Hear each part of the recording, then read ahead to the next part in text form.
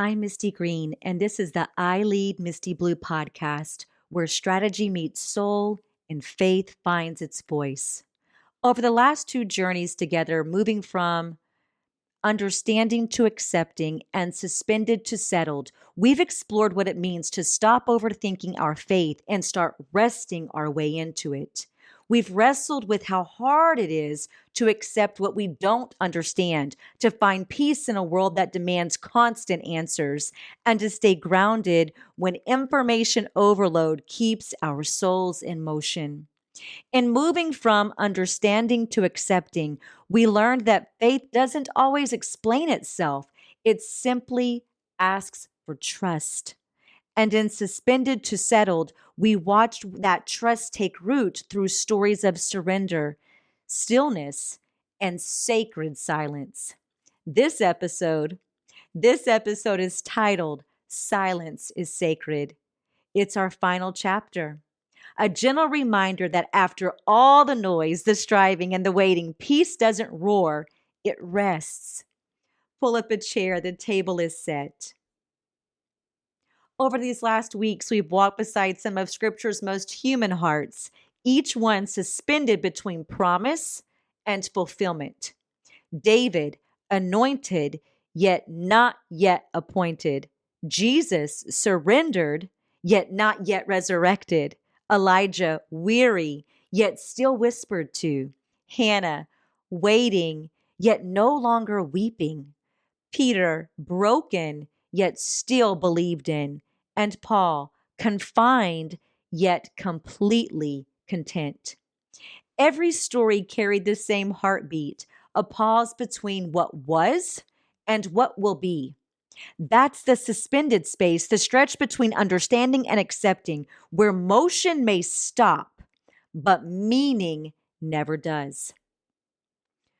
We often fear silence because it feels like abandonment. But every story we've shared shows the opposite. That silence is where God does his deepest work. He didn't speak to David every day. He shaped him in solitude.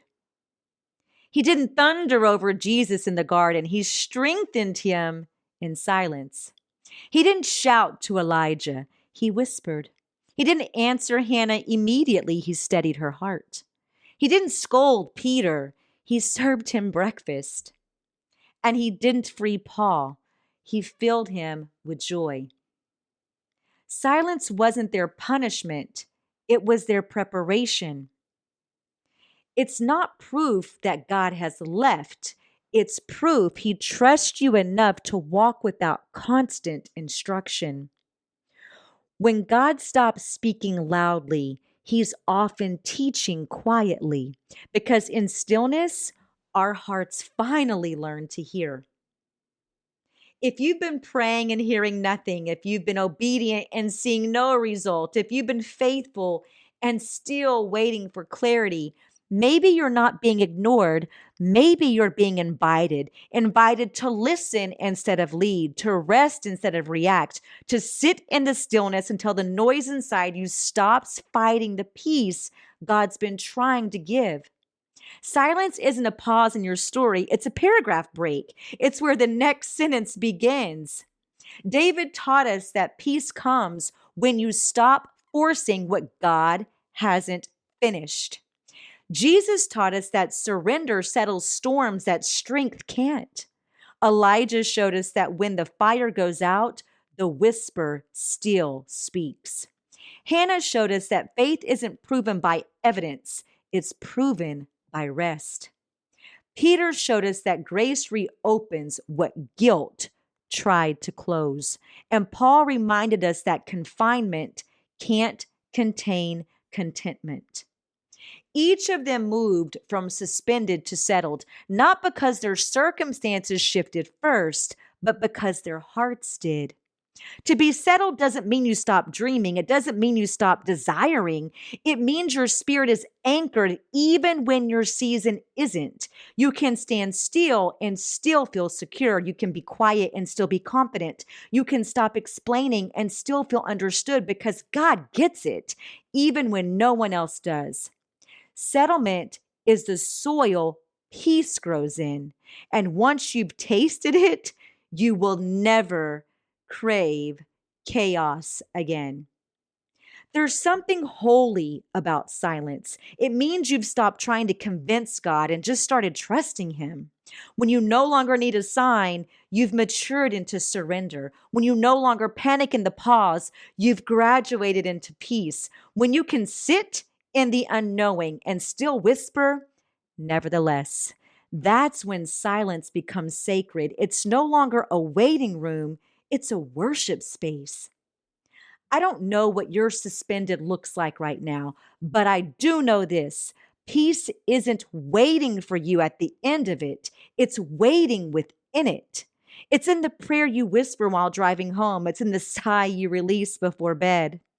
It's in the quiet choice to trust again, even without closure. If it's meant to close, peace will seal it. If it's meant to reopen, grace will do it, but not through striving. For now, let silence be your sanctuary because sometimes the sound of peace is no sound at all. From David's cave to Paul's cell, from Jesus's garden to Hannah's altar, every suspended season ends the same way, in surrender.